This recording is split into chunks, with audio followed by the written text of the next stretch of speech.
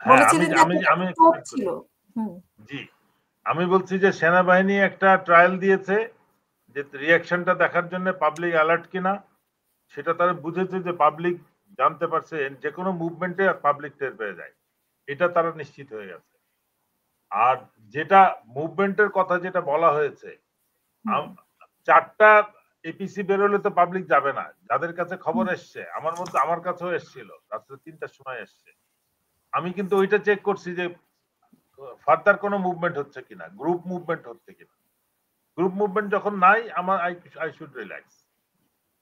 এই জিনিসটা পাবলিক কিন্তু ঠিকই মনিটর করছে যে এটা মাস মানে মানে কনভয় মুভমেন্ট না, পিস পিস মুভমেন্ট।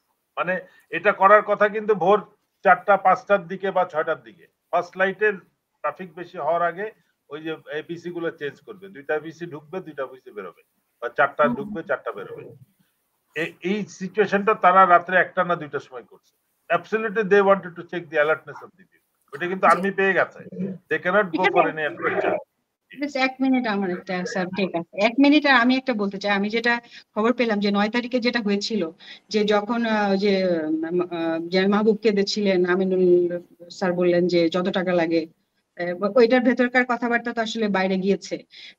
সেখানে এমন একটা কথা হয়েছিল যে চিফ টেক ওভার করতে চেয়েছিলেন, উনি জামাতের আমিরকে ফোন দিয়েছিলেন, উনি বলেছেন ওই টেক ওভার আপনারা ক্ষমতায় আসবেন। এটা আমি একটা সূত্র থেকে শুনেছি, 3টা জায়গা থেকে শুনেছি, 3 জায়গাতে ক্রস চেক করে বললাম। ভিতরে একজন বলেছেন, আবার এই পাশ থেকে শিবিরের এদের কাছ থেকে খবর নিলাম যে আসলে রাইট নাকি এরকম কোনো। এগুলা যে খবরটা ঠিক আছে, বাট ওইখানে বসে সেনাপ্রধান হয়তো বা বলেননি, মানে আমি বলতেছি যে এই গুঞ্জনটা এসেছিল। আমার কথা একটা জিনিস রাজনৈতিক দলকে বুঝতে হবে, জনগণকেও বুঝতে হবে, দলের কর্মীদেরকেও বুঝতে হবে। ওইখানে ওই পরিস্থিতিতে সেনাপ্রধান যদি কোনো দলের নেতাকে ফোন দিয়ে বলেন যে আমরা টেক ওভার করবো, আপনি ক্ষমতায় আসবেন, সে কোন অধিকারে এটা বলতেছে? সেটা এটা তো কিন্তু এটা হয়েছে এমনটা করার পরে যখন সে পদের মজাটা পেয়ে যাবে, তখন কি সে আর ওই দলরে দিবে ক্ষমতা, ইলেকশন দিবে? না না, তখন নাকি জামাতের আমির বলেছেন, স্যার আমাকে একটা মিনিট অ্যালাউ করেন, জামাতের আমির বলেছেন যে না, আইনকে আইনের গতিতে যেতে হবে, এমনিতে আমাদেরকে রাজাকারের দল বলা হয়। আমি এক্স্যাক্টলি যেটা শুনেছি সেটা বলছি। মানে এগেন, মানে এটা আমি যে আপনি যে পিনাকি দাদার কথায় আসতেছি আর কি, যে এটা একটা হেয়ারসে, তখন মানে আমি বলতেছি গুজবই, ধরেন গুজবই, ঠিক আছে, কিন্তু এই কথাটাই মার্কেটে প্রচলিত ছিল, উনি নাকি বলেছেন। এবং জামাতের আমির বলেছেন যে না, আমাদেরকে এমনিতে রাজাকারের দল বলে, ভাই এটা আমার পক্ষে করা সম্ভব না, আইনকে আইনের গতিতে যেতে দেন। এরপর উনি ফোন করেছিলেন ফখরুল সাহেবকে এবং সালাউদ্দিন কাদেরকে, একই প্রস্তাব তাদেরকেও দেওয়া হয়, ওনারাও বলেন যে না, এটা দেশের মানুষ মেনে নিবে না। এবং তো মানে জুনিয়র অফিসারদের মধ্যে একটা সার্ভে করে দেখা যায় যে তারা এটার পক্ষে না। এই যে টেক ওভারের কথাটা, এটা হয়েছে বা গুঞ্জন হয়েছে যেটাই হোক, এই জিনিসটা পিনাকি দাদার কানে গিয়েছে বলেই উনি কুয়ের কথাটা বলেছেন। উনি ওভার মানে মানে হয় কি, আমরা যখন শুনি যে এরকম টেক ওভারের কথা, তখন উনি সবাইকে নেমে আসতে বলেছেন, ঘটনাটা এরকম ছিল না। শাহনাজ, যেটা হচ্ছে যে এপিসি যেটা বাড়িধারাতে এপিসি রিপ্লেসমেন্ট হয়েছে, যে ডিপ্লোম্যাটিক জোনে যে কাজগুলা যেগুলা থাকে, ওইটার বিষয় না। আর এই যে কথাবার্তাগুলা হচ্ছে, ও আরেকটা বিষয় হাসিনা বলতে চাচ্ছি, সেটা হচ্ছে হাসিনা একেবারে শেখ হাসিনা সরকার বা আওয়ামী লীগ সরকার ক্ষমতার সময় একটা আইন করে গেছে এই সমস্ত মিলিটারি টেক ওভারকে মৃত্যুদণ্ডযোগ্য অপরাধ হিসেবে। এখনো কিন্তু ওই সংবিধান রয়েছে, সো কল্ড সংবিধান রয়েছে, জুলাই সনদ তো পাস হয় নাই। ওই সংবিধানের আওতায় এই সরকার গঠন হয়েছে। এই পরিস্থিতিতে যদি থাকে, ওই যখন পরবর্তী সরকার যে আসবে, সে চাইলে ওই সেনাবাহিনীকেও এই টেক ওভারের জন্য বিচার করতে পারবে। সুতরাং সেনাবাহিনীকে ওই সতর্ক থাকতে হবে। তখন সেনাপ্রধান একলা কিন্তু শুধু বিচার হবে না, কমান্ড লেভেলের অনেকেই এটার বিচারের মধ্যে আসবে। তো সুতরাং যে কোনো রকম অ্যাডভেঞ্চারের জন্য বুঝতে হবে যে জনগণ দেশের কি চাচ্ছে এই মুহূর্তে, ওইটা কিন্তু important. Am I on the right side of the play নাকি wrong side of the play?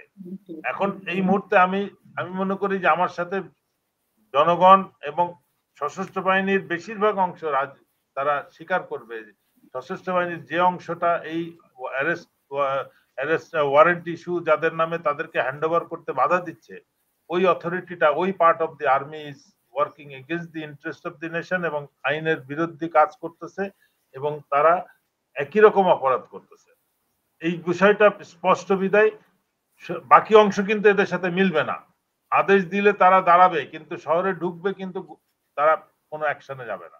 তারা ইউনিট থেকে বেরোনোর সময় হয়তো বলবে না যে আমি বেরোবো না, কিন্তু বেরোনোর পরে যেভাবে আমরা আন্দোলনের সময় দেখেছি সশস্ত্র বাহিনী মাঠে এসে নিষ্ক্রিয় হয়ে গেছে, তখনও তাই হবে।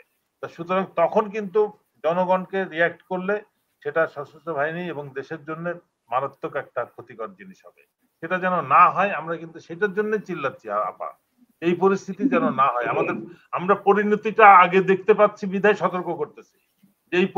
যে পরিণতির দিকে দেশ যাচ্ছে, সশস্ত্র বাহিনী আমাদেরকে নিয়ে যাচ্ছে, এটা মোটেও সুখকর না, ভালো না।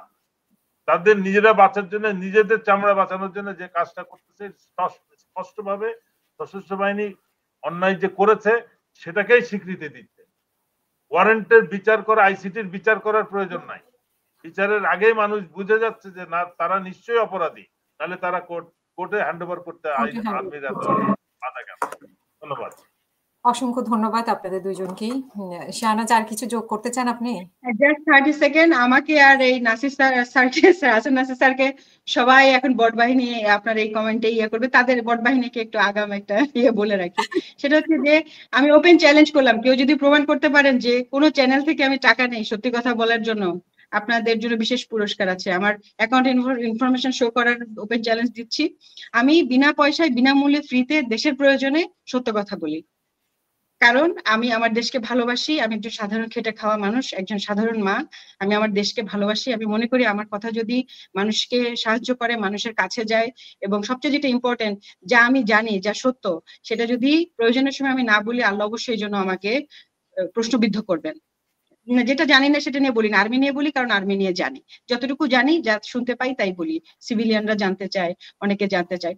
যা বিশ্বাস করি দেশের কাজে লাগবে, সত্য, সেটাই বলি। এর বিনিময়ে আমি কোনো অর্থ গ্রহণ করি না। আপনাদের তো অনেক টাকা আছে, ডিজিএফআই টাকা আছে, বিদেশ থেকে, ভারত থেকে ছাপানো টাকা আসে, অনেক রকম ফান্ড পেয়ে আপনার এখানে কমেন্ট লিখেন। কোনো কমেন্টের আমি উত্তর দিব না, কারণ আমার নিজের কোনো বট বাহিনী নাই, আর মানে এগুলো করার মতো সময়ও নাই। কাজ আছে, বাসার কাজ করতে হয়, বাচ্চা কাচ্চা পালতে হয়। ধন্যবাদ, থ্যাংক ইউ। অসংখ্য ধন্যবাদ।